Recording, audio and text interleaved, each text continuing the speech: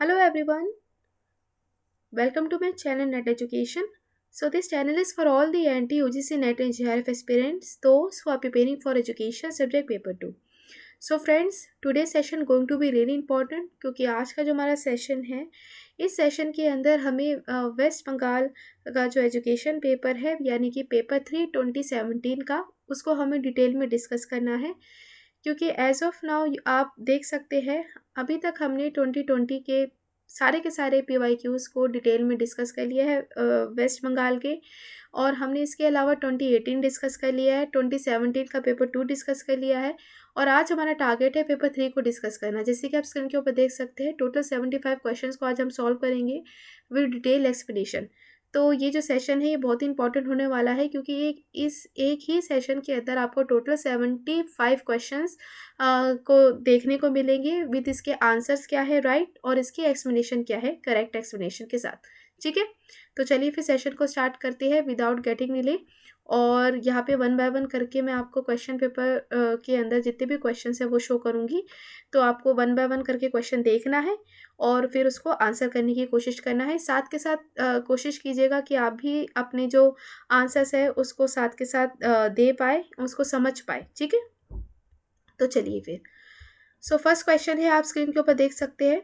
मैं थोड़ा सा इसको जूम इन कर लेती हूँ ताकि आपको और क्लियर दिख जाए। अगर आपको क्लैरिटी और बढ़ानी है अपने स्क्रीन की तो आप जो कॉर्नर में 3 डॉट्स है उसको क्लिक करिए और वहाँ पे एडवांस का ऑप्शन आके उसकी क्वालिटी एनहांस कर लीजिए इस वीडियो की। ठीक है, तो चलिए फिर स्टार्ट करते हैं। पहला क्वेश्चन है, तो फर्स्ट क्वेश्चन आप क्या कह रहा है कि डाउनवर्ड फिल्ट्रेशन थ्योरी है जो अप्लाई करती है in the field of education. तो ये किसने दी थी? डाउनवर्ड फिल्ट्रेशन थ्योरी किसने दी आपको? चार्ल्स ग्रांट ने, अलेक्जेंडर डफ ने, लॉर्ड मकाले ने या फिर विलियम एडम्स ने? तो ये आपको किसने दी है ये थ्योरी? तो इस पर्टिकुलर क्वेश्चन का जो राइट आंसर है वो राइट आंसर आपका है लॉर्ड मकाले। लॉर्ड मकाले ने आपको यहाँ पे जो थ्योरी दी है वो दी है डाउनवर्ड फिल्ट्रेशन थ्योरी।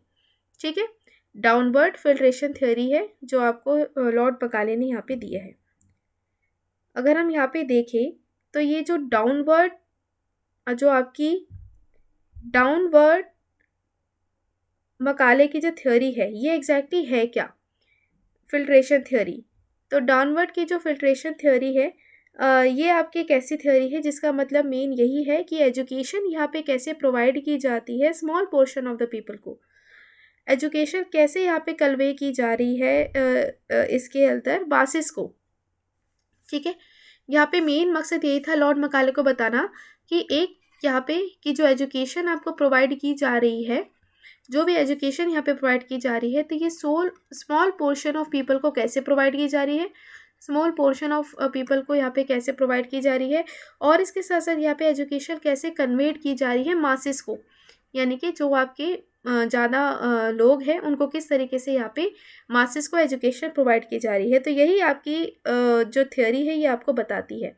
ठीक है, now next question is question number second. Which of the following characteristics is common to pragmatism, naturalism and existentialism? अब इसमें आप फिलॉसफी का अगर पार्ट देखते हैं तो उसके अंदर प्रैग्मेटिज्म फिलॉसफी, फिर दूसरी नेचुरलिज्म फिलॉसफी और एग्जिस्टेंशलिस्ट फिलॉसफी। तो इन तीनों के बीच में कॉमन क्राइटेरिया क्या है, मतलब कॉमनैलिटी क्या है इन तीनों के बीच में? कि एक ऐसी फिलॉसफी है जो एम्फेसिस कर रही है स्पिरिचुअल एम ऑफ एजुकेशन के ऊपर, या ऐसी आपकी ये फिलॉसफी है जो फिजिकल एनवायरनमेंट की बात कर रही है, या फिर ये एम्फेसिस कर रही है इंडिविजुअल पे, या फिर एम्फेसिस कर रही है वैल्यू एजुकेशन में। तो अगर आप मेरे से यहाँ पे पढ़ रहे होगे बैच कोर्स के अंदर भी, तो अभी तक हमने नेचुरलिज्म फिलॉसफी को डिस्कस किया और एग्जिस्टेंशलिज्म फिलॉसफी को हमने डिटेल में डिस्कस कर लिया है अपने बैच कोर्स के अंदर, जो मेरे साथ यहाँ पे NTA NET 2022 की प्रिपरेशन कर रहे हैं। तो आप यहाँ पे फट से इसका राइट आंसर दे देंगे। तो राइट आंसर इस क्वेश्चन का है हमारा सी, क्योंकि जो प्रैग्मेटिज्म है, नेचुरलिज्म फिलॉसफी है और एग्जिस्टेंशलिज्म फिलॉसफी है, तीनों ही ये मेन फोकस करती है इंडिविजुअल पे कि इंडिविजुअल का किस तरीके से डेवलपमेंट किया जाए, इंडिविजुअल को सेल्फ रियलाइजेशन कैसे किया जाए, इंडिविजुअल अपनी नॉलेज को खुद सेल्फ कंस्ट्रक्ट कैसे करे। तो तीनों ही आपकी डील करी है, एम्फेसिस कर रही है इंडिविजुअल के ऊपर। तो इसलिए राइट आंसर इसका सी हो जाएगा। ठीक है, नाउ क्वेश्चन नंबर 3। और हाँ, एक और बात, अगर आप यहाँ पे जो फिलॉसफी पढ़ना चाहते हैं, अगर फ्री सेशन से पढ़ना चाहते हैं, तो आई वुड सजेस्ट यू कि यूनिट फर्स्ट की प्लेलिस्ट के अंदर आप जाइए मेरे यूट्यूब चैनल पे। वहाँ पे आपको सारे के सारे जो मैंने फिलॉसफी है एक एक डिटेल सेशन के अंदर डिस्क्राइब की गई है।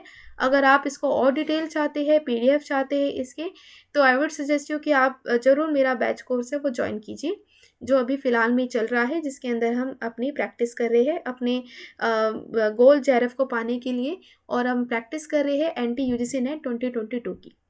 Now question number 3, from among the following types of teachers who would be more helpful to learners. अब इनमें से कौन सा ऐसा टाइप है टीचर का जो सबसे ज़्यादा हेल्पफुल होगा लर्नर के लिए। तो ये ऐसा क्वेश्चन अगर आप नोटिस करेंगे तो 2017 के ही पेपर 2 के अंदर भी आया हुआ है, तो सिमिलैरिटी आपको देखने को मिलेगी। तो राइट आंसर इस क्वेश्चन का है आपका बी, कि एक ऐसा टीचर हम सबके लिए हेल्पफुल होगा जो कि हेल्प करेगा लर्नर को अपनी नॉलेज को खुद जनरेट कर पाए। वो ये नहीं कि नॉलेज बच्चों के ऊपर इम्पोज करे, बल्कि बच्चों को यहाँ पे अपनी नॉलेज को कैसे कंस्ट्रक्ट करे, वो उसके लिए बच्चे को मोटिवेट करे। ठीक है, बच्चे को खुद की नॉलेज को जनरेट करने के लिए, तो वही एक बेस्ट टीचर है, वही एक हेल्पफुल टीचर है लर्नर के लिए। Now question number 4, this what is the result of the eternal, impersonal or absolute spirit attempt to objectively manifest itself. Man is the highest state of manifestation of this spirit. Who said this statement? अभी किसने कहा है कि man सबसे ज़्यादा highest state है manifestation of spirit का, manifestation of spirit का। और यहाँ पे वर्ल्ड क्या है, एक तरह के रिजल्ट है एटर्नल, इम्पर्सनल और एब्सोल्यूट स्पिरिट का। तो ये आपको किसने कहा है? तो ये आपको टैगोर ने कहा है। स्ट्रेट फॉरवर्ड क्वेश्चन है ये एनटी का हमारा। तो उसके अंदर जब भी हम टैगोर की फ़िलॉसफी डिस्कस करते हैं तो टैगोर की फ़िलॉसफी के अंदर ही आता है रविंद्रनाथ टैगोर जी, जो कि एब्सोल्यूट स्पिरिट की बात करते हैं, जो एक इंडिविजुअल के अंदर होलिस्टिक डेवलपमेंट की बात कर रहे हैं, स्पिरिट को कैसे जगाए, कॉन्शियस स्पिरिट कैसे बनाए इंडिविजुअल को, है ना। इसके साथ साथ यहाँ पे एटर्नल इम्पर्सनैलिटी की बात करते हैं। ठीक है, नाउ क्वेश्चन नंबर 5,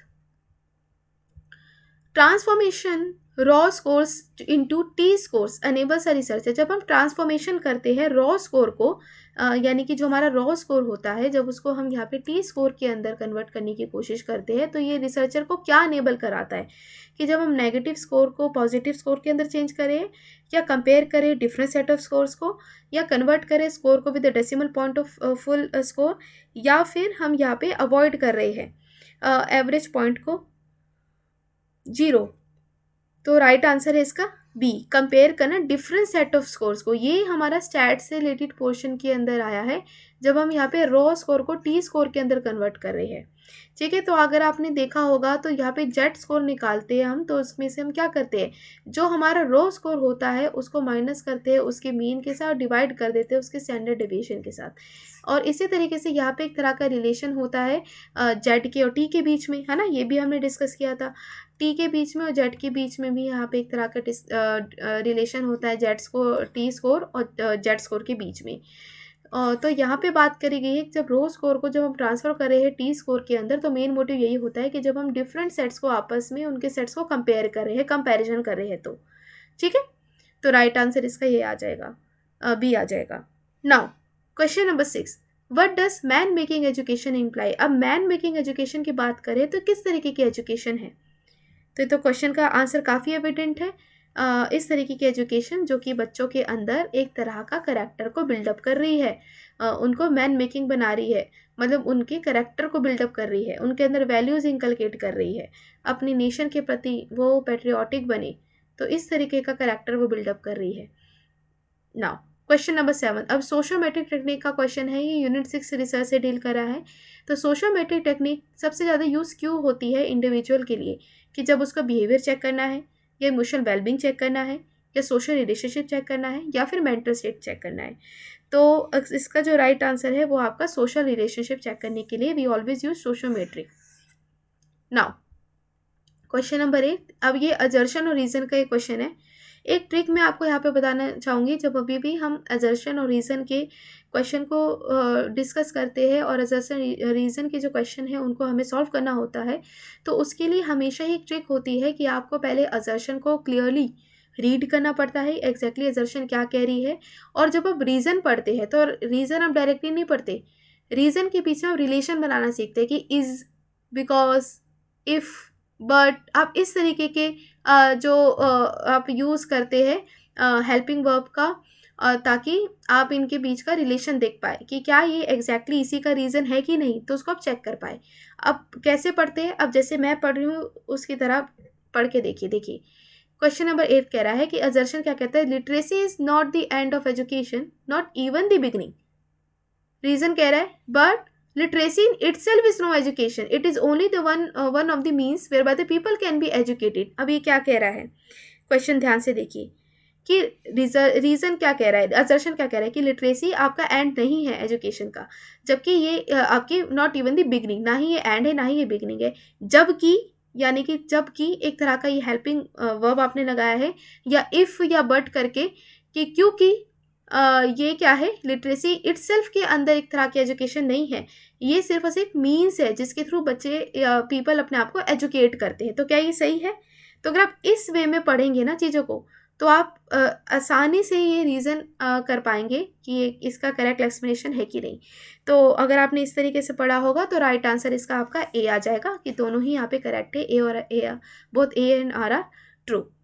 ठीक है, now next question, question number 9, what type of candidate should be employed as teacher. अब किस तरीके के कैंडिडेट को टीचर के तरह एम्प्लॉय करना चाहिए, कि टीचर कब एम्प्लॉय करेगा, कैंडिडेट को कैसे टीचर की तरह एम्प्लॉय करना चाहिए।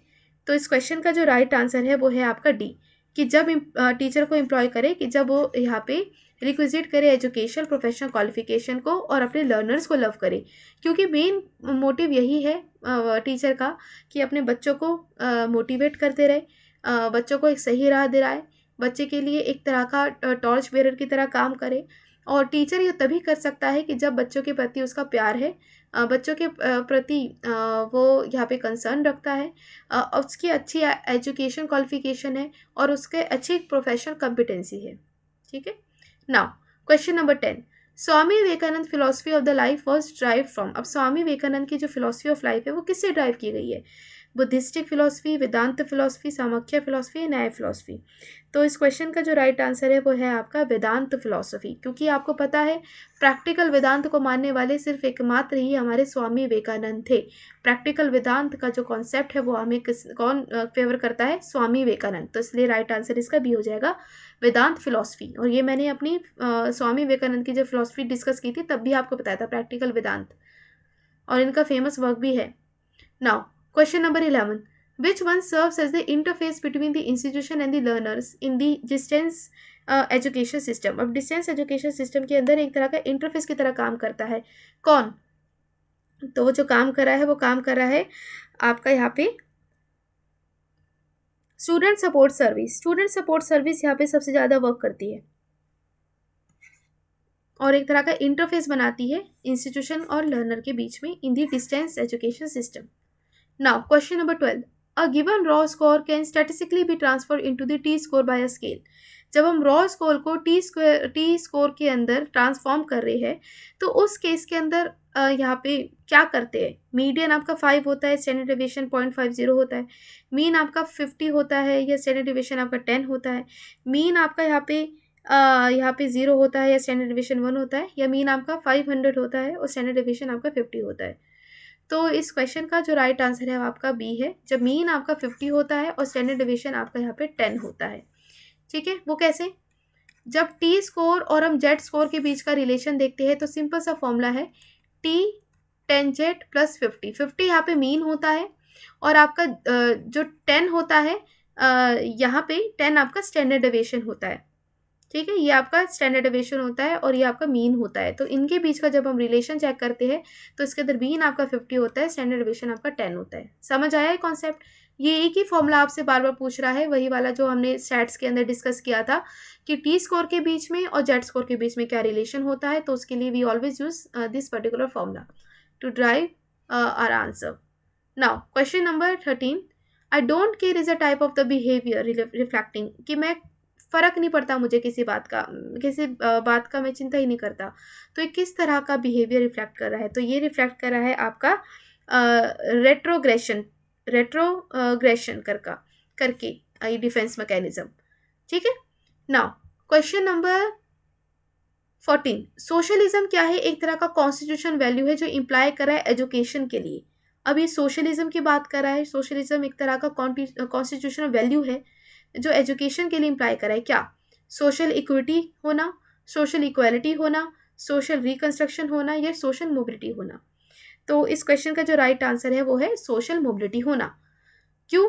क्योंकि कॉन्स्टिट्यूशनल वैल्यू आपके क्या इम्प्लाई करती है कि यहाँ पे आपको सभी तबकों को, आपको उसकी स्टैंडर्ड ऑफ लिविंग इंक्रीज करनी है। अगर यहाँ पे कोई ट्राइबल कम्युनिटी से बिलोंग कर रहा है या शेड्यूल क्लास या शेड्यूल ट्राइब से बिलोंग कर रहा है, तो उसका आप सोशल मोबिलिटी कैसे करेंगे? तो सोशल मोबिलिटी यहाँ पे उसको अपवर्ड किस चीज़ पे कैसे लाएंगे, स्टैंडर्ड ऑफ लिविंग उसका कैसे इंहांस करेंगे, इक्विटी देके, रिसोर्सेज उसे प्रोवाइड करके। तो ये एक तरह का सोशल मोबिलिटी इसके लिए हेल्पफुल रहता है। तो राइट आंसर इसका डी हो जाएगा। Now question number 15, the 4 basic components of curriculum development of a teacher. अब ये 4 बेसिक कंपोनेंट आपको बताने हैं, और ये मैंने आपको यूनिट 5 के अंदर भी कराया हुआ है, करिकुलम के अंदर। तो करिकुलम की प्लेलिस्ट में जाना, वहाँ पे आपको सारी चीज़ें मिल जाएगी जिसके अंदर मैंने करिकुलम के बारे में बताया हुआ है, और इसके अंदर आपको मॉडल्स बताए। और सबसे एविडेंट मॉडल और सबसे कन्वीनियंट मॉडल कौन सा है? आपका टेलर का मॉडल। तो टेलर का मॉडल के ही अकॉर्डिंग ही आपको इसमें 4 तरीके के बेसिक कंपोनेंट बताने हैं। तो 4 तरीके के बेसिक कंपोनेंट है, वो है आपके सी, लर्निंग के objective, subject matter, teaching strategy, और लास्ट में जाके इवैल्यूएशन। टेलर के मॉडल के अकॉर्डिंग आपको इसका राइट आंसर देना था।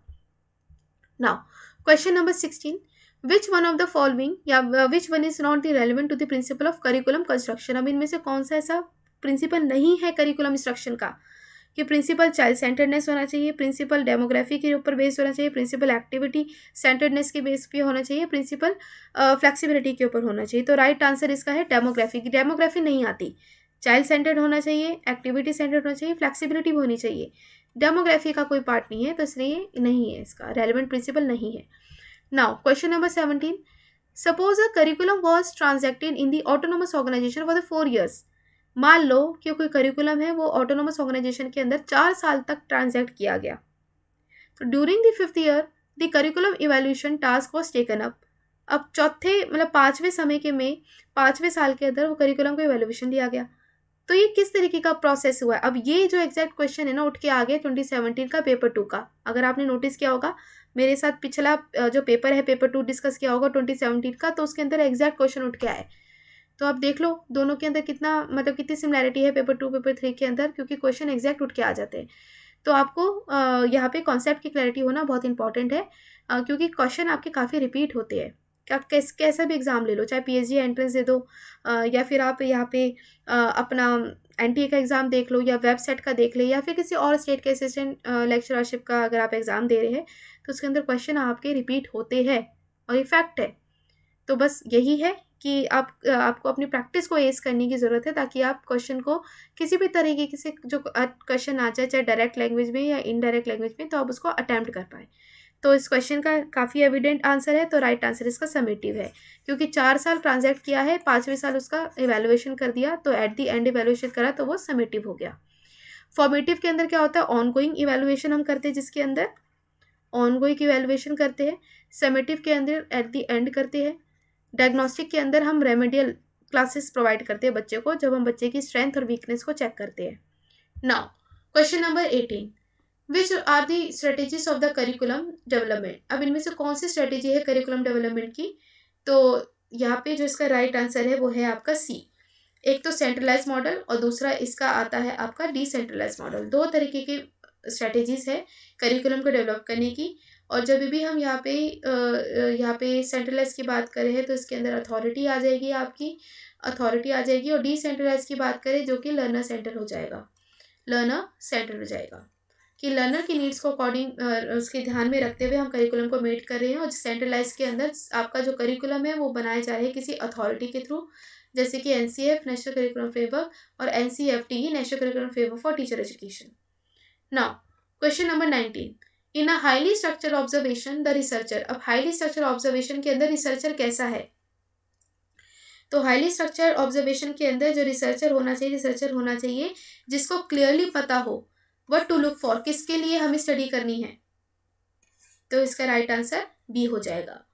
Now question number 20, the book India's changing villages is written by, किसने लिखी है बुक? अभी तो स्ट्रेट फॉरवर्ड नेम है, ये आपको जो बुक लिखी है वो लिखी है आपकी एस.सी. ड्यूब ने, ठीक है, एस.सी. ड्यूब ने। Now question number 21, in a particular village most of the Dalits are rich are as compared to the general class people, what kind of the inequality indicates?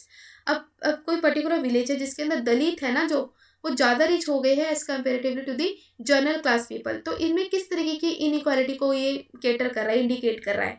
तो ये जो indicate कर रहा है वो इंडिकेट करने की कोशिश कर रहा है आपका सोशल इनइक्वालिटी, क्योंकि सोसाइटी के अंदर इनइक्वालिटी आ जाएगी ना, क्योंकि एक तबका ज़्यादा रिच हो गया, दूसरा आपका कम है, उससे रिच, तो इससे कन्फ्लिक्ट पैदा होएगी, और कन्फ्लिक्ट पैदा होएगी जिसकी वजह से सोशल इनइक्वालिटी जागृत होएगी। तो सोशल इनइक्वालिटी इसका राइट आंसर है। Now question number 22, the centrally sponsored scheme of vocationalisation of secondary education in India provide. अब सेंट्रली स्पॉन्सर्ड स्कीम है हमारी वोकेशनलाइजेशन की, सेकेंडरी एजुकेशन की इंडिया में, तो ये क्या प्रोवाइड कर रही है? तो ये आपको प्रोवाइड करने की कोशिश कर रही है एक तरह का डाइवर्सिफिकेशन करवाना एजुकेशन अपॉर्चुनिटी में। सेंट्रल स्पॉन्सर स्कीम है हमारी सेकेंडरी एजुकेशन की, वोकेशनलाइजेशन की, तो वो क्या कर रही है, आपको डाइवर्सिफिकेशन करवा रही है एजुकेशन अपॉर्चुनिटी को। और ये वोकेशनल वाला को जो कॉन्सेप्ट है आपका, ये मुदालिर जो आपकी सेकेंडरी एजुकेशन कमीशन है जिसको मुदालिर कह रहे हैं, उसके अंदर ये इंक्लूडेड है। Now question number 23, diversified courses are essential in school system to meet the challenges. जब हम यहाँ पे कोर्स को डाइवर्सिफाई कर देते हैं तो ये किस तरीके के चैलेंजेस को फेस करने के लिए हमारी हेल्प करता है? यहाँ पे inequality of education opportunity, social inequality, national inequality, या equality of the education opportunity. तो राइट आंसर है इक्वालिटी।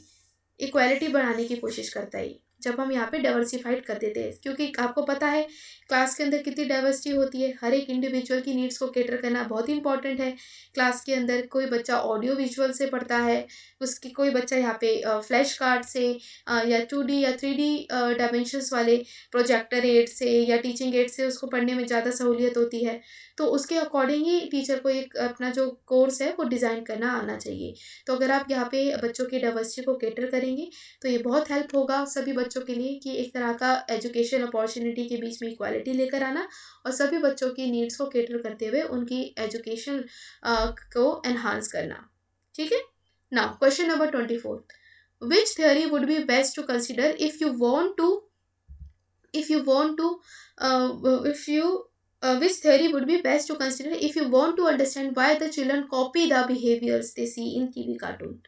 अब आप एक रिसर्चर है, वो स्टडी करना चाहता है कि बच्चे क्यों जो बिहेवियर कॉपी कर रहे हैं जो वो टीवी कार्टून के अंदर देख रहे हैं, तो ये किस तरीके की थियरी इसके अंदर आ जाएगी।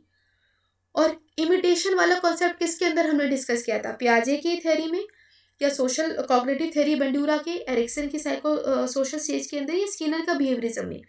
तो राइट आंसर इसका है सोशल कॉग्निटिव थ्योरी बंडूरा, क्योंकि बंडूरा में हम इमिटेशन कर रहे थे, चीज़ों को इमिटेट करके सीख रहे थे, एल्बर्ट बंडूरा। और बंडूरा का अगर आपने याद होगा तो हमने वो बोबोडोल वाला एक्सपेरिमेंट भी करा था, जिसके अंदर हमने ये स्टडी किया था कि बच्चे अपने एडल्ट का जो बिहेवियर है उसको देखते हैं, ऑब्जर्व करते हैं और वही वो इमिटेट करते हैं।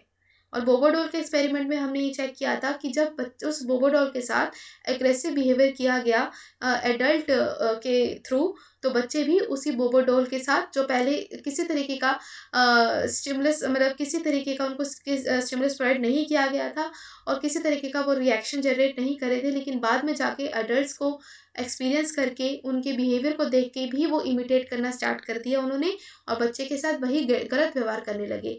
किसके साथ, बच्चे एडल्ट जो एडल्ट को देखते हुए बोबोडोल के साथ गलत एक्सपेरिमेंट करने लगे, गलत व्यवहार करने लगे। तो ये वही था कि जब एल्बर्ट बंडूरा ने हमें बताया था, तो बच्चे जब जो बड़े बिहेव करते हैं उसको इमिटेट करते हैं, तो इसलिए ये सबसे बड़ी रिस्पॉन्सिबिलिटी होती है बच्चों के लिए, पेरेंट्स के लिए, कि यहाँ पे बच्चों के साथ उनके सामने अच्छा बिहेव करें ताकि वो अच्छी बातें सीखें। Now question number 25, in a village scheduled tribe population is numerically stronger, economically better and powerfully and politically powerful than scheduled caste or other caste population। तो ये scheduled tribe population किससे बिलोंग कर रही है? तो ये क्वेश्चन तो काफ़ी इजी है, तो ये डोमिनेंट कास्ट से बिलोंग कर रही है इस केस के अंदर, कि जब यहाँ पे जो scheduled tribe population ज़्यादा स्ट्रॉन्गर बन जाए, इकोनॉमिकली बेटर बन जाए, पॉलिटिकली पावरफुल बन जाए, तो ये आपकी किससे बिलोंग करेगी, डोमिनेट कास्ट से, क्योंकि पावर उसके हाथ में आ गई तो दूसरे कास्ट को डोमिनेट करेगी। Now question number 26, the impact of child rearing practices on personality development was emphasize by. अभी चाइल्ड रेयरिंग प्रैक्टिसेस है, ये कौन सी पर्सनैलिटी डेवलपमेंट यहाँ पे एम्फेसाइज करी है, वॉटसन, फ्रॉयड, गेस्टाल्ट या पियाजे। तो राइट आंसर है इसका Watson, JB Watson. Child rearing practices personality development के लिए एम्फेसाइज करी है। Now the first indicator of UEE is, अब फर्स्ट इंडिकेटर है यूनिवर्सल एलिमेंट्री एजुकेशन का, तो वो क्या है, यहाँ पे यूनिवर्सल एलिमेंट्री एजुकेशन है, यूईई की फुल फॉर्म आपको पता होनी चाहिए, एलिमेंट्री एजुकेशन। तो राइट आंसर इस क्वेश्चन का है 27 का, वो है आपका यूनिवर्सल एक्सेस, आपका फर्स्ट इंडिकेटर है। Now question number 28, development of a language in children. जब हम डेवलपमेंट कर रहे हैं लैंग्वेज की चिल्ड्रन के अंदर according to B F Skinner, तो ये किसका रिजल्ट है, तो यहाँ पे जो इसका रिजल्ट है वो है आपका इमिटेशन और रीइंफोर्समेंट। क्योंकि बी एफ स्किनर के अंदर क्या कर रहे थे, हम यहाँ पे इमिटेशन करके स्टिमुलस दे रहे थे, एक तरह का रिस्पॉन्स को यहाँ पे स्टडी कर रहे थे, तो इमिटेशन और रीइंफोर्समेंट यहाँ पे आ जाता है। Now question number 29, which of the following is not under the purview of universal in elementary education. इनमें से कौन सा नहीं आता, तो इनमें से जो नहीं आता है वो है आता है आपका ईसीसीई यानी कि अर्ली चाइल्डहुड केयर एजुकेशन, ये आपका नहीं आता। ये आपका किसके अंदर आता है, ये आता है आपका यहाँ पे फ्री एंड कंपलसरी एजुकेशन के अंदर, फ्री एंड कंपलसरी एजुकेशन के अंदर ये आता है ईसीसीई, जिसके अंदर हम 0 से लेके 8 साल तक के बच्चों की डेवलपमेंट को कैटर कर रहे हैं, तो उनको एजुकेट कर रहे हैं, और उनको एजुकेट करने के साथ साथ हम क्या कर रहे हैं, उनको यहाँ पे सारी सर्विसेज, सारी बेनिफिशरीज प्रोवाइड कर रहे हैं। Now question number 30, the first open university was establish in. अब सबसे पहले ओपन यूनिवर्सिटी कहाँ पे इस्टेब्लिश की गई थी, तो सबसे पहले जो ओपन यूनिवर्सिटी है वो यहाँ पे इस्टेब्लिश की गई थी यूके में, यूनाइटेड किंगडम में। Now question number 31, the traditional approach to development emphasizes. जो ट्रेडिशनल अप्रोच है डेवलपमेंट का, तो वो क्या एम्फेसाइज कर रहा है, सबसे पुराना, मतलब जो पुराने डेवलपमेंट की जब हम बात करते थे ट्रेडिशनल समय में, तो ट्रेडिशनल अप्रोच क्या होता था डेवलपमेंट को एम्फेसाइज करने का, तो वो होता था आपका एक्सटेंसिव चेंज होना बर्थ टू एडोलेसेंस में, लिटर और नॉन चेंज होना एडल्टहुड में, देन डिक्लाइन होना लेटर ओल्ड एज में। तो राइट आंसर इसका क्या हो जाएगा, डी।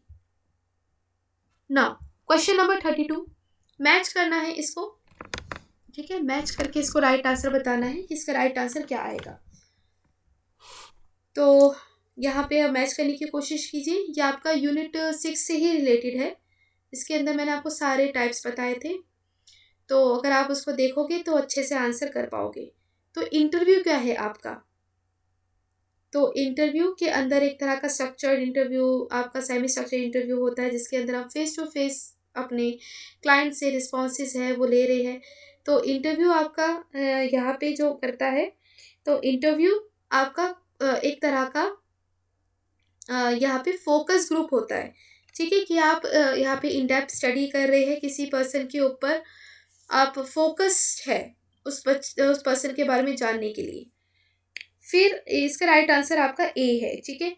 फिर आता है टेस्ट डिपेंडेंट। अब टेस्ट डिपेंडेंट हम चेक कर रहे हैं एक तरह, तो ये क्या होता है, इसमें को रिलेशन चेक करते हैं कि दोनों के बीच में रिलेशन क्या है, यहाँ पे क्या किस तरीके का रिलेशन निकल कर आ रहा है, कैसे दो आपस में आपके जो वेरिएबल्स है वो एसोसिएट कर रहे हैं, वो को रिलेशन रिसर्च के अंदर हम चेक करते हैं। फिर आता है नन इंटरवेंशनिस्ट। तो नन इंटरवेंशनिस्ट आ जाता है आपका, नन इंटरवेंशनिस्ट आ जाता है सर्वे रिसर्च, और theory is the end point. तो थ्योरी आपकी जो एंड पॉइंट है तो वो आपका आ जाता है एथनोग्राफिक रिसर्च, ठीक है। Now question number 33, the type of planning adopted in India from the 8th 5-year plan onwards. जो टाइप, किस तरीके की टाइप ऑफ प्लानिंग अडॉप्ट की गई थी इंडिया में 8th 5-year प्लान के अंदर, तो वो हमारी की गई थी inductive planning, inductive planning. Now question number 34, survey research use the methodologies of. जो सर्वे रिसर्च होती है वो किस तरीके की मेथोडोलॉजीज को यूज़ करती है, और आपको पता है जो सर्वे रिसर्च है ये मेनली हम एक्सपेरिमेंटल रिसर्च के अंदर यूज़ करते हैं। एक्सपेरिमेंटल रिसर्च का सबसे ये बेस्ट आपका टेक्निक होती है सर्वे रिसर्च आपको करने के लिए। और ये इसकी जो मेथोडोलॉजी है वो क्या यूज़ करती है, तो वो यूज़ करती है आपकी बोथ क्वालिटेटिव भी और क्वांटिटेटिव भी, दोनों करती है। Now question number 35, who propose the dynamic circular cycle. अब किसने डायनेमिक सर्कुलर साइकिल दिया था आपको, डायनेमिक सर्कुलर साइकिल दिया था, तो डायनेमिक सर्कुलर साइकिल जो आपको दिया था वो पैटर्न और पेलन ने दिया था। ठीक है। Now question number 36, objectivity scoring in any assessment tool does not effect. जब भी ऑब्जेक्टिविटी होती है स्कोरिंग के हम करते हैं असेसमेंट टूल के अंदर, तो ये क्या इफेक्ट नहीं करती है, डेवलपमेंटल नॉर्म्स को, ईज ऑफ इकोनॉमी को, वैलिडिटी को या रिलायबिलिटी को। तो राइट आंसर इसका है रिलायबिलिटी को, रिलायबिलिटी को ये नहीं करती है, क्योंकि ऑब्जेक्टिविटी स्कोरिंग है तो रिलायबिलिटी यहाँ पे नहीं आएगी। ठीक है। ऑब्जेक्टिविटी किसके से रिलेट करती है, आपकी ऑब्जेक्टिविटी एक्सपेरिमेंटल से रिलेट करती है, और रिलायबिलिटी के अंदर ये नहीं आएगा, कंसिस्टेंसी यहाँ पे नहीं बता पा रही है, तो राइट आंसर इसका डी हो जाएगा। Now in an experimental study researcher manipulate, experimental research study के अंदर रिसर्चर क्या मैनिपुलेट करता है, तो काफ़ी एविडेंट आंसर है। तो जो मैनिपुलेट करता है वो करता है इंडिपेंडेंट वेरिएबल को, इंडिपेंडेंट वेरिएबल को ट्रीटमेंट देते हैं, इंडिपेंडेंट वेरिएबल को मैनिपुलेट करते हैं, यहाँ पे इसको ट्रीट करते हैं, और इसका इफेक्ट हम स्टडी करते हैं डिपेंडेंट वेरिएबल पर। तो इसके लिए इसका राइट आंसर सी हो जाएगा। Now question number 38, in the development of emotion which of the following plays a major role. अब डेवलपमेंट हो रहा है इमोशन का, तो इनमें से कौन सा सबसे ज़्यादा मेजर रोल प्ले करता है, लर्निंग, मैच्योरेशन, इंसाइट या इंटेलिजेंस।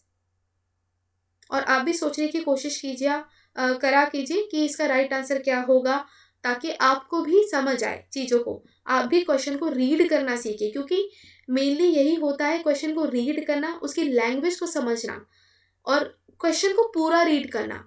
ये नहीं कि आप जल्दबाजी में आधा अधूरा क्वेश्चन को रीड करा और आपने इसका आंसर टिक कर दिया, ऐसा नहीं होना चाहिए। कंप्लीटली आपको आंसर को मतलब क्वेश्चन को रीड करना है और उसकी लैंग्वेज समझते हुए ही आंसर करना है। ठीक है। तो ये है आज की टिप, और ये टिप को ध्यान में रखना, और ये टिप आपके लिए हर एक एग्जाम के लिए हेल्पफुल रहेगी। Now question number 38, in the development of emotion which of the following plays major role. तो वो आपका मेजर रोल प्ले करती है किसके अंदर, वो करती है मैच्योरेशन के अंदर। Now question number 39, post hoc fallacy is one of the most serious danger of. Post hoc fallacy है, ये सबसे सीरियस डेंजर है किसके अंदर, कॉजल कंपैरेटिव रिसर्च में, केस स्टडी में, ट्रेंड स्टडीज में या कोरिलेशन रिसर्च में। तो राइट आंसर इसका है कॉजल कंपैरेटिव रिसर्च। अब ये पोस्ट हॉक फैलेसी ना, अब देखो ये आपका आता है फॉलिसी में, लॉजिकल रीजनिंग हमने करी थी ना, तो उसके अंदर हमने फॉलिसी करी थी सारी। फॉलिसी इंडक्टिव फॉलिसी कौन सी होती है, तो इंडक्टिव फॉलिसी के अंदर, जिसको हम क्या कह रहे हैं यहाँ पे, इनफॉर्मल फॉलिसी के अंदर हमने कई तरीके की फॉलिसी को डिस्कस किया था, पोस्ट हॉक, एगो प्रोपो हॉक, पोस्ट हॉक करके। इसके अलावा हमने यहाँ पे हैसी जनरलाइजेशन डिस्कस किया था, और हमने यहाँ पे रेड हेरिंग डिस्कस किया था, और आर्ग्यूमेंटम एंड पॉपुलम डिस्कस किया था, और बैकुलम डिस्कस किया था। कई तरीके की हमने पॉलिसी डिस्कस की थी, तो वहीं से आपका पोस्ट हॉक वाला क्वेश्चन आ गया है। तो अगर आप यहाँ पे सारी पॉलिसी को डिस्कस करना चाहते हैं, मतलब स्टडी करना चाहते हैं, अच्छे से नोट्स प्रिपेयर करना चाहते हैं, तो आई वुड सजेस्ट यू कि आप मेरे यूट्यूब चैनल पे ही आप यूट्यूब चैनल पे ही आप पेपर 1 की प्लेलिस्ट पे ज़रूर जाए। वहाँ पे लॉजिकल रीजनिंग का सेशन है, उसके अंदर मैंने पॉलिसी कराई हुई है, इनफॉर्मल पॉलिसी, सारे के सारे टाइप्स आपको डिटेल एक्सप्लेनेशन के साथ विद एग्जांपल्स एक ही सेशन में मिल जाएगा। तो उसको प्लीज़ रेफ़र करना अगर आपको डिटेल में स्टडी करनी है, क्योंकि वो सेशन आपका पेपर 1 के लिए एप्लीकेबल है। पेपर 1 के अंदर आपने देखा होगा कॉमन पेपर है, जनरल पेपर है हमारा एनटीए का, उसके अंदर कई तरीके की पॉलिसी पूछते हैं, तो वो सारी पॉलिसी मैंने एक ही सेशन में आपको करा दी है, तो आप उसको देख सकते हैं। Now question number 48, in India first open university establish. India के अंदर फर्स्ट ओपन यूनिवर्सिटी कब स्टैब्लिश हुई थी, तो वो आपकी स्टैब्लिश हुई थी 1985 में। और फर्स्ट कौन सी हमारी यूनिवर्सिटी है ओपन, वो है इग्नू। ठीक है, इग्नू है हमारी फर्स्ट ओपन यूनिवर्सिटी, स्टैब्लिश की गई थी 1985 में। Now question number 41, which of the following is not a qualitative tool of data analysis. अब क्वालिटेटिव टूल नहीं है डेटा एनालिसिस का, नॉट देखा करो क्वेश्चन के अंदर छुपा होता है कहीं ना कहीं नॉट। तो राइट आंसर है इसका वो राइट आंसर आपका है इसके अंदर पार्शियल कोरिलेशन, ये नहीं है। कोडिंग है आपका, कंटेंट एनालिसिस है, नैरेटिव है, ये सारे आपके क्वालिटेटिव टूल्स है डेटा एनालिसिस के। लेकिन जो नहीं है वो है आपका पार्शियल कोरिलेशन, क्योंकि ये आपका क्वांटिटेटिव है, क्वालिटेटिव नहीं है। Correlation. Now question number 42, which is the most effective method of for encouraging the self learning. और हाँ, एक बात, ये मैंने यूनिट 6 की रिवीजन सेशन में कराया हुआ है क्वालिटेटिव टूल डेटा एनालिसिस का, तो आप वो देख सकते हैं, रेफर कर सकते हैं डिटेल में। Now question number 42, which of the most effective method for encouraging the self learning. अब इनमें से यहाँ पे सबसे मोस्ट इफेक्टिव मेथड कौन सा है एनकरेज करने का सेल्फ लर्निंग। तो एनकरेज करने का सेल्फ लर्निंग तो मोस्ट इंपॉर्टेंट है, वो आपका है C, observation method. Now question number 43, which of the following principle follow to place the items in questionnaire. अब क्वेश्चनर आपको पता है क्वेश्चनर के अंदर कैसे आइटम्स होते हैं, तो क्वेश्चनर के जो आपके जो जितने भी आइटम्स होते हैं वो किस प्रिंसिपल के ऊपर बेस्ड होते हैं, तो वो होते हैं जनरल से मोर स्पेसिफिक की तरफ। क्यों स्पेसिफिक, क्यों? अब इसका आंसर बताइए क्यों। वो इसलिए क्योंकि क्वेश्चनर के अंदर आपके क्लोज एंडेड क्वेश्चन होते हैं, सारे क्लोज एंडेड क्वेश्चन भी होते हैं, ओपन एंडेड क्वेश्चन भी होते हैं। ज़्यादातर क्लोज एंडेड क्वेश्चन होते हैं टिक मार्क वाले, तो वह कहाँ से जाता है, जनरल से स्पेसिफिसिटी की तरफ जाता है, इसलिए इसका ये प्रिंसिपल है। नाउ क्वेश्चन नंबर 44, कैटेगराइज करना, कैटेगराइजिंग करना एम्प्लॉयज़ को और असाइन करना उनको फंक्शंस को जो ऑर्गेनाइजेशन के अंदर कैरी किए गए हैं, तो ये किस तरीके का वर्क है, ऑर्गेनाइज करवा रहे हैं, प्लानिंग कर रहे हैं, कंट्रोलिंग कर रहे हैं, डायरेक्टिंग कर रहे हैं। तो राइट आंसर इसका है ऑर्गेनाइज करवाने में मदद कर रहे हैं। Now question number 45, how can you as a teacher help your students who seems timid and socially detached because of his और हर फिजिकल डिफेक्ट। अब एक कैसे एक टीचर है वो हेल्प करेगा अपने स्टूडेंट्स की जो कि सोशली डिटैच हो रहा है अपनी फिजिकल डिफेक्ट की वजह से, मतलब वो खिंचा खिंचा रह रहा है, सोशली डिटैच हो रहा है और अपना दूसरे बच्चों के साथ कम्युनिकेट ही नहीं कर पा रहा है, ना ही वो एडजस्ट कर पा रहा है अपनी फिजिकल डिफेक्ट के कारण। तो इसमें टीचर की क्या रिस्पॉन्सिबिलिटी है कि उसको नॉर्मल बच्चों के साथ की तरह देखना, एडवाइस करना उसके पेरेंट्स को कि उसको कंपनी दे, या सजेस्ट करना डॉक्टर को कंसल्ट करवाना उसके लिए, या फिर प्रोवाइड करना उसे व्हील चेयर ताकि वो ज्वाइन कर पाए। तो इस क्वेश्चन का जो राइट आंसर है वो है उसको ट्रीट करना जैसे नॉर्मल बच्चे हैं उसकी तरह, उसके लिए एक तरह का इंक्लूसिव सेटअप प्रिपेयर करना, उसको इंटीग्रेट करना मेन स्ट्रीम में। ठीक है, तो यही मोटिव होना चाहिए। Now question number 46, according to Western intelligence is global because it categorize या characteristics the individual behavior। अब इसके अंदर वेस्टर्न के अकॉर्डिंग इंडिविजुअल यहाँ पे आ जाता है, इंटेलिजेंस की बात करते हैं। According to western intelligence is global because it characterize the individual behaviour. तो क्या होगा इसके अंदर, तो राइट आंसर है इस क्वेश्चन का वो है आपका डी, एज अ होल हम यहाँ पे कंसिडर करते हैं। अकॉर्डिंग टू वेस्टर्न इंटेलिजेंस है यहाँ पे ग्लोबल है क्योंकि हम इसको एज अ होल चेक कर रहे हैं इंडिविजुअल के बिहेवियर को, तो राइट आंसर इसका डी हो जाएगा। ठीक है।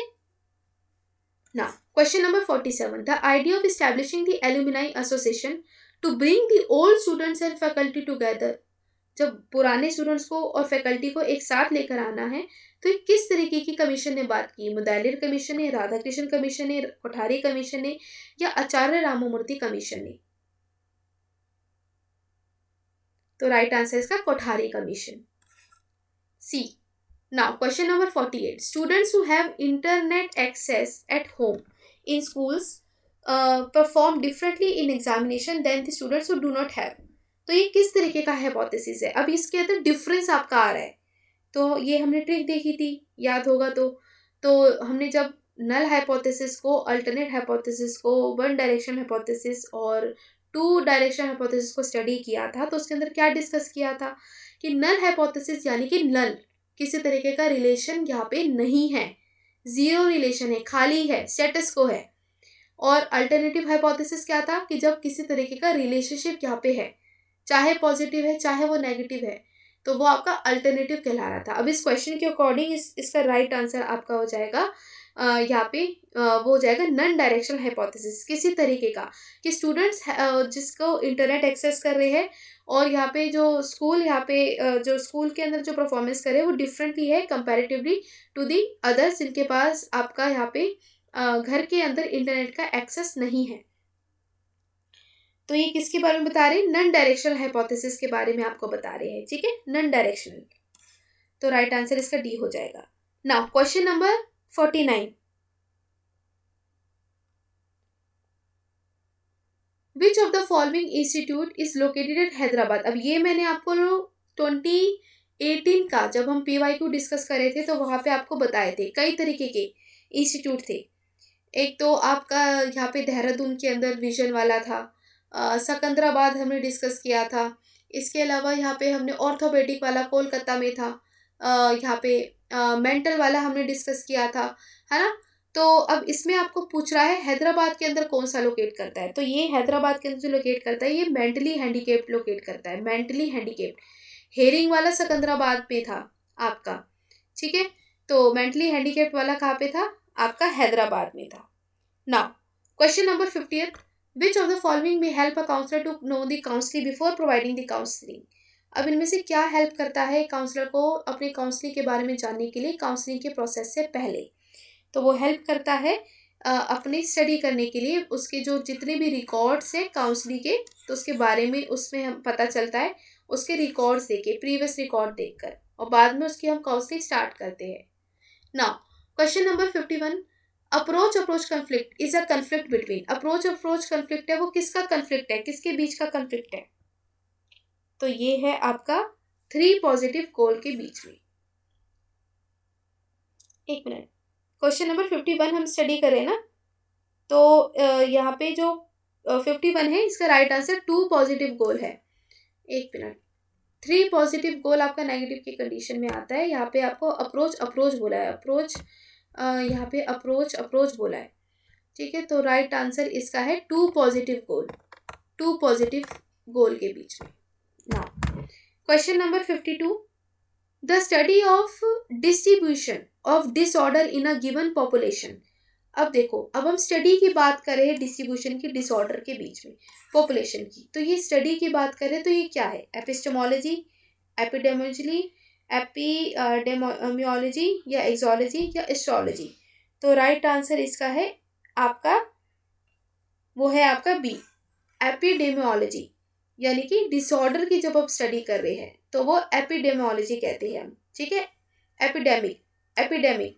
एपिडेमिक इससे वर्ड रिलेट करता है ना, एपिडेमिक, और जिसके अंदर हम सारे डिसेबिलिटी को, डिसऑर्डर्स को स्टडी कर रहे हैं तो वो एपिडेमियोलॉजी होता है। नाउ और ये हमने यूनिट 10 के अंदर भी डिस्कस किया था जब हम यहाँ पे डिसऑर्डर्स और यहाँ पे इम्पेयरमेंट्स को डिस्कस कर रहे थे। Now question number 53, the book childhood और सोसाइटी ये किसके द्वारा लिखी गई है? ये मैंने आपको सोशोलॉजी ऑफ एजुकेशन के अंदर भी कराया हुआ है। तो राइट आंसर इस क्वेश्चन का है आपका एरिक एरिक्सन ने ये बुक लिखी है, चाइल्डहुड और उसकी यहाँ पे society. Now question number 54, counselling एक तरह का प्रोफेशन है जो क्या एम कर रहा है? अब काउंसलिंग है एक तरह का, ये ऐसा प्रोफेशन है जिसका मेन एम क्या है? मेन एम यहाँ पे है कि हमें क्या करना है, इंडिविजुअल की प्रॉब्लम को डील करना है, इंडिविजुअल की प्रॉब्लम को यहाँ पे देखना है, जिसके अंदर इंडिविजुअल की प्रॉब्लम के ऊपर वर्क किया जाता है, उसके सॉल्यूशन को ड्राइव करने की मदद की जाती है। और यहाँ पे काउंसलर काउंसलिंग के अंदर अपने क्लाइंट के अंदर इस तरीके से उसे मोटिवेट करता है कि वो अपनी प्रॉब्लम का कुछ सॉल्यूशन ढूंढे। तो काउंसलिंग एक ऐसा प्रोफेशन है जिसके अंदर हम क्या कर रहे हैं, प्रमोट कर रहे हैं कि इंडिविजुअल की पर्सनल ग्रोथ को और उसकी प्रोडक्टिविटी को। Now question number 55, what is the major effect of hearing loss. अब सबसे ज़्यादा मेजर इफेक्ट हियरिंग लॉस का क्या होगा? तो मेजर इफेक्ट हियरिंग लॉस का, ये एनटीए का फेवरेट क्वेश्चन है, ये उठ के आ गया डायरेक्ट। तो इसका जो राइट आंसर होगा कि जब बच्चे को सुनने में दिक्कत हो रही है ना, तो बच्चे को यहाँ पे उसकी यहाँ पे अफेक्ट करेगी कम्युनिकेशन इन एडिक्वेसी, कम्युनिकेट ही नहीं कर पाएगा। अगर वो सुन ही नहीं सकता तो बोलेगा क्या, मतलब क्या उसकी लैंग्वेज डेवलपमेंट होगा, क्या कैसे वो दूसरे से बात करेगा, तो कम्युनिकेशन इन एडिक्वेसी हो जाएगी। Now question number 56, a very useful principle of learning is that a new response is strengthened by। अब एक ऐसा प्रिंसिपल और लर्निंग का जिसके अंदर न्यू रिस्पॉन्स यहाँ पे स्ट्रेंथन किया गया है। तो जब हम न्यू रिस्पॉन्स स्ट्रेंथन करते हैं तो वो कैसे करते हैं, वो हम करते हैं यहाँ पे रीइंफोर्समेंट प्रोवाइड करके। मान लो अगर किसी बच्चे ने अच्छा काम किया होता है तो उसको रिवॉर्ड देते हैं, उसके बिहेवियर को रीइंफोर्स करते हैं ताकि आगे भी उसका ये जो रिस्पॉन्स है वो बरकरार रहे। तो रिवॉर्ड देना, शाबाशी देना, रीइंफोर्स करना, तो ये रीइंफोर्समेंट के अंदर आता है। Now question number 57, intelligence has been defined as the aggregate और the global capacity of the individual to act purposefully, to think rationally and to deal effectively. तो ये किससे डील कर रहा है, तो ये डील कर रहा है जब हम क्या कर रहे हैं, रैशनली तरीके से थिंक करें और इफेक्टिवली तरीके से डील करें अपने एनवायरनमेंट के साथ। तो ये जो इंटेलिजेंस का ये डिफाइन की गई है, तो ये डिफाइन की गई है by the Wechsler. Now question number 58, techno pedagogic competency क्या है। अब ये टेक्नो की बात कर रहा है, यानी कि टेक्नैलिटीज इसके अंदर आ गई, और पेडागोजी की भी बात कर रहा है, यानी कि टेक्नोलॉजी का यूज करके बच्चे को लीड करना। तो इस तरीके की कॉम्पिटेंसी किसके साथ डील कर रही है, तो वो जो डील करती है वो करती है सेट ऑफ स्किल्स के साथ, जो इंटरवीन करी technology into teaching and learning, वो साइंटिफिकली तरीके से और एस्थेटिकली तरीके से। ठीक ना, दो टर्म थी ना, अब दो टर्म का रिलेशन अब निकाल के करोगे तो आंसर फटाफट आ जाएगा। Now question number 59, which of the following is most appropriate in the case of null hypothesis in social sciences।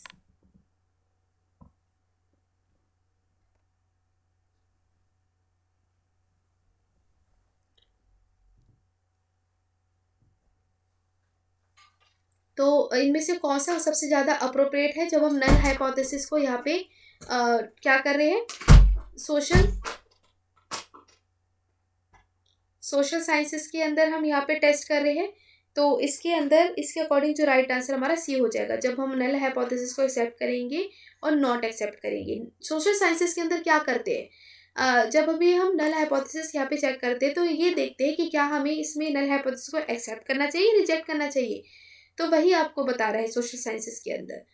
और now question number 60, task effectiveness is developed by using. Task का जो इफेक्टिवनेस है वो किसके through develop किया जाता है, क्या यूज करके, वर्कशॉप, सेमिनार, कॉन्फ्रेंस या symposium.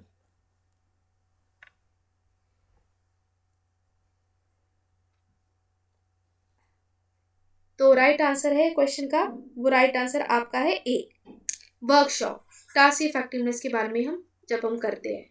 Now question number 61, the second stage of motivational cycle क्या होती है। मोटिवेशन साइकिल की सेकेंड स्टेज क्या होती है, तो जो सेकेंड स्टेज होती है वो होती है आपका इंस्ट्रूमेंटल बिहेवियर। ये आपको यूनिट 3 की प्लेलिस्ट के अंदर मिल जाएगा, मोटिवेशन साइकिल हमने वहाँ पे डिस्कस करी हुई है, motivation cycle instrumental behaviour. Now question number 62, what is the meaning of school internship.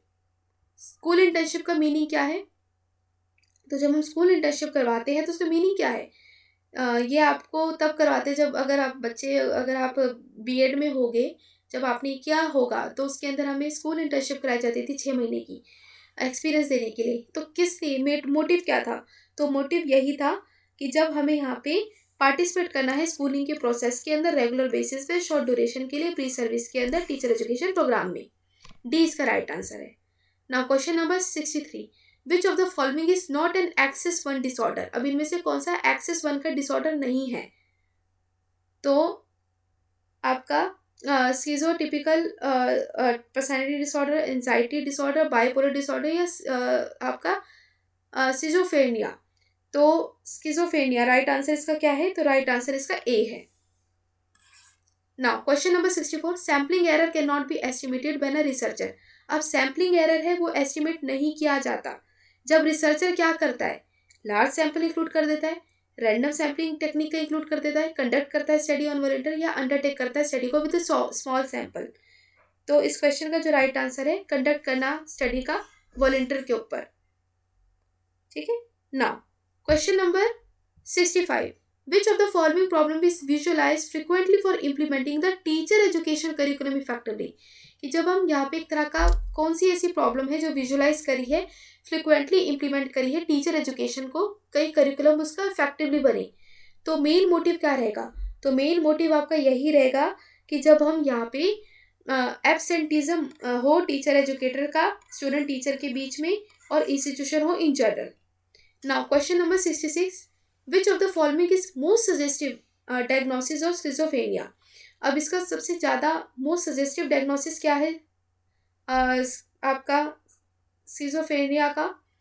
तो वो है आपका यहाँ पे हेयरिंग ओन थॉट्स, अपने थॉट्स को खुद समझना, खुद यहाँ पे सोचना.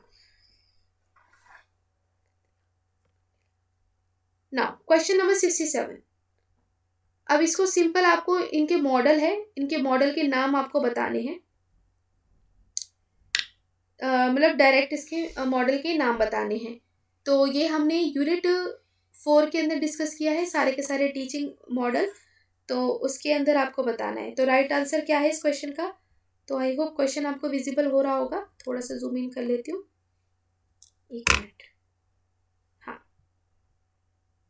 तो राइट आंसर इस क्वेश्चन का क्या है? तो ये जो आपको, ये तो सबसे एविडेंट है, एडवांस ऑर्गेनाइजर मॉडल. तो जो एडवांस ऑर्गेनाइजर मॉडल है ये आपको किसने दिया है? ये आपको यहाँ पे ऑसबर्न ने दिया है.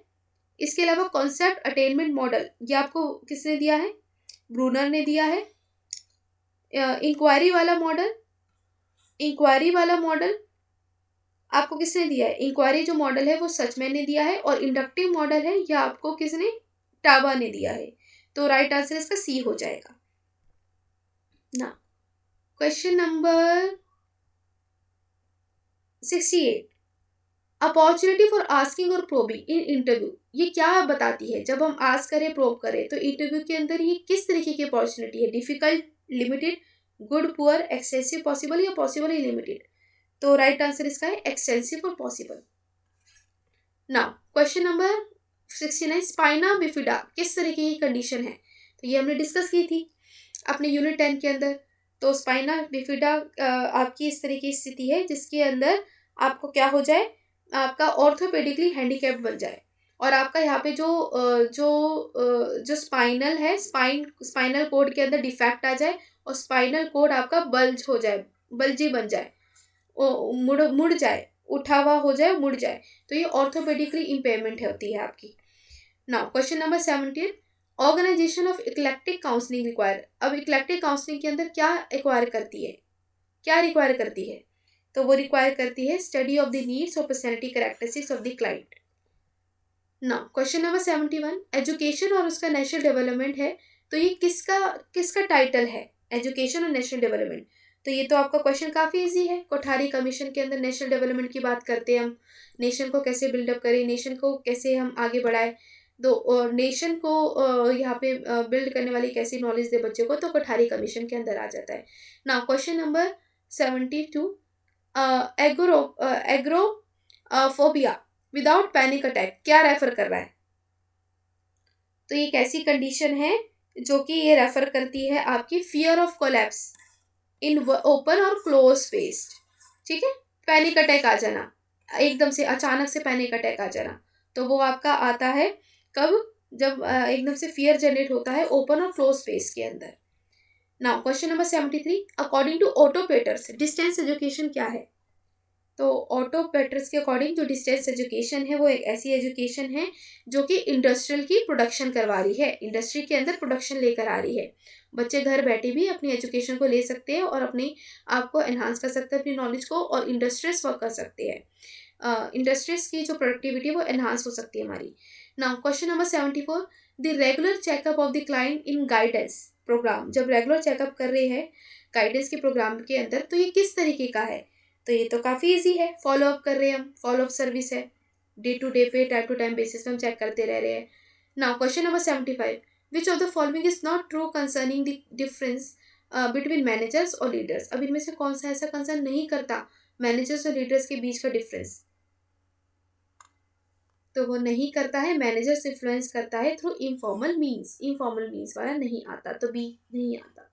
ठीक है, तो आई होप आज का सेशन आप सबको अच्छा लगा होगा. तो यहाँ तक हमारे टोटल 75 क्वेश्चन है, हमने डिटेल में डिस्कस कर लिए हैं. तो अगर आपको कोई भी डाउट है किसी चीज़ से रिलेटेड आप पूछ सकते हैं।